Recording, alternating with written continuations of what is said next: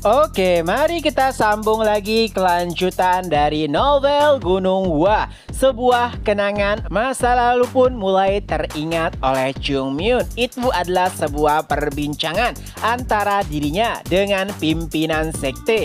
Ya, kala itu pimpinan sekte ingin mengajari Chung Myun sebuah teknik yang hanya boleh dipelajari oleh pimpinan sekte. Tapi Chung Myun menolaknya karena menurutnya hanya pimpinan sekte saja yang boleh mempelajari hal tersebut. Dan kini Chung Myun menjadi sedikit menyesal jika saja ia mengikuti apa yang dikatakan oleh pimpinan sekte. Mungkin Chung Myun bisa menulis manual book terkait dengan teknik tersebut.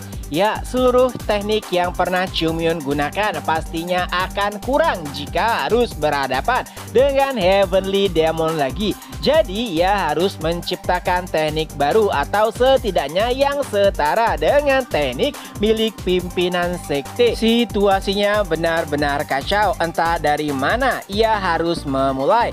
Dan di tengah-tengah pemikiran tersebut, murid-murid pun berteriak, "Chung Myun, turunlah, cepat, kita harus segera pergi." Ya, murid-murid telah selesai berkemas, yang artinya mereka akan segera meninggalkan serikat pedagang dan kembali ke Gunung Hua.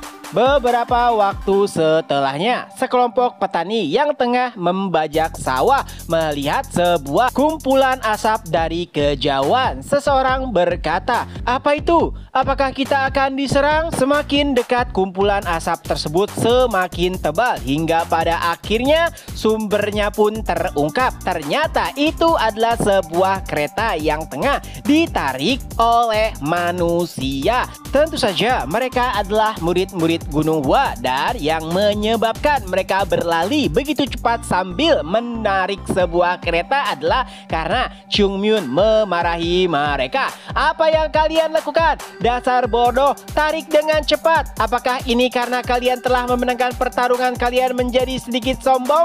Tentu saja sebagian murid mengeluh. Mereka berteriak kepada Chung Myun, "Chung Myun, jika begini terus bunuh saja kami. Ini adalah sebuah penyiksaan." Chung Myun pun menanggapinya, "Membunuh kalian? Kenapa aku harus melakukan hal tersebut? Tidak ada yang lebih nyaman dibandingkan dengan kematian. Jadi siapapun yang terlambat aku pastikan akan tergantung di pohon semalaman. Jadi semuanya bergeraklah dengan cepat." Para petani yang menyaksikan hal tersebut bahkan sampai tidak bisa melihat dengan jelas siapakah kelompok yang tengah menarik kereta. Tapi seseorang menyadari ada sebuah lambang bunga plum di baju mereka. Tentu saja ada yang sadar bahwa itu adalah lambang milik sekte Gunung Hua. Tapi pertanyaannya, apakah memang benar mereka adalah Gunung Hua? Mengingat nama Gunung Hua mulai menyebar tepat setelah mereka mengalahkan sekte Wudang di Wuhan. Jadi tidak ada seorang pun di sana yang tidak mengenal Gunung Hua. Permasalahannya adalah jika memang Gunung Hua telah mengalahkan Wudang, bagaimana bisa mereka menarik sebuah kereta seperti sapi? Bukankah seharusnya mereka mendapatkan banyak penghargaan? Ya, karena apa yang mereka lihat sangatlah kontradiksi dengan pencapaian Gunung Hua. Jadi mereka pun sulit untuk mempercayai jika kelompok tersebut adalah Gunung Hua. Bahkan seseorang berasumsi mereka mungkin adalah bandit yang tengah membuat masalah, jadi lari terbirit-birit. Kembali lagi ke Gunung Hua setelah 3 hari menarik kereta tanpa henti. Akhirnya mereka pun beristirahat. Tentu saja setelahnya yang keluar dari mulut murid-murid adalah caci makian kepada Chung Myun. Mereka mengeluh karena mendapatkan perlakuan yang tidak seharusnya tepat setelah mengalahkan Wudang. Tentu saja Chung Myun bisa dengan mudah mengkonter keluh kesah dari murid-murid, dan anehnya pada akhirnya tidak ada yang berani menghadapi Chung Myun. Ya, mereka sebenarnya bisa saja menolak permintaan Chung Myun yang nampak sangat berlebihan. Tapi setelah melihat dengan mata kepala mereka sendiri bagaimana Chung Myun mengalahkan penatua Wudang, nampaknya apa yang akan mereka lakukan hanyalah sebuah kesia-siaan. Siapa sangka hal yang paling mereka benci dari Chung Myun saat ini adalah keahliannya. Jadi alih-alih protes lebih keras, mereka lebih memilih untuk diam dan menuruti semua apa yang dikatakan oleh Chung Myun. Bahkan 5 pedang tidak bisa melakukan apapun dan hanya memelototi Chung Myun saja. Oh ya, yang bertanggung jawab untuk menarik kereta adalah 5 pedang. Adapun murid-murid lainnya, mereka berlari tepat di belakang kereta. Akan tetapi pergerakan 5 pedang tentu saja jauh lebih baik dibandingkan dengan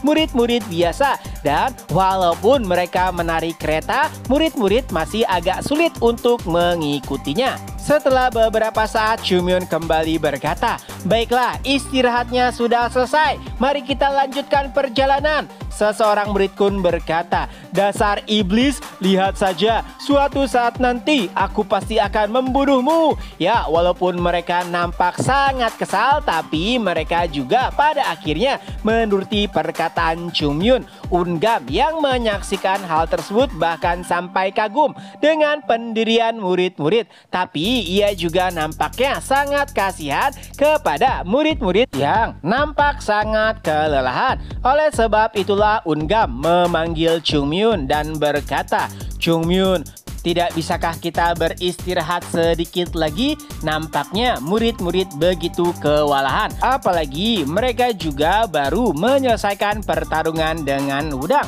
Tapi Chung Myun menanggapinya dengan santai.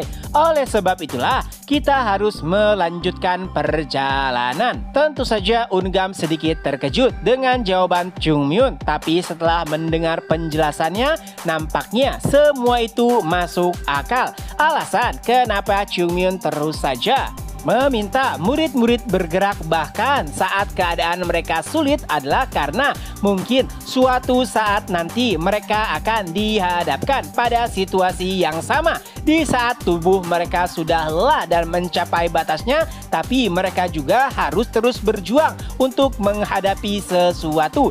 Jika mereka tidak memiliki pengalaman pada kondisi serupa, bisa dipastikan murid-murid akan hancur. Dan Ungam juga bahkan sampai kagum dengan pemikiran tersebut. Ia juga adalah seorang pengajar, tapi tidak pernah memikirkan metode yang sama dengan Chung Myun. Di luar, pelatihan yang dilakukan oleh murid-murid mungkin nampak seperti penindasan, tapi sebenarnya ada makna tersembunyi. Dan mungkin itu juga yang membuat mental murid-murid Gunung Hua semakin tebal. Dahulu bahkan sulit bagi mereka untuk menatap murid-murid dari sekte ujung selatan, tapi saat ini bahkan menghadapi Wudang saja mereka tidak gentar sedikit pun. Dan semua itu berkat pelatihan gila yang diberikan oleh Chung Myun. Tapi walau demikian, Ungam masih tetap menyarankan agar mereka beristirahat sedikit lebih lama lagi. Tapi sayangnya Chung Myun berkata tidak perlu senior karena mereka akan segera mendapatkannya. Itu semua karena Gunung Hua telah terlihat walaupun masih samar-samar.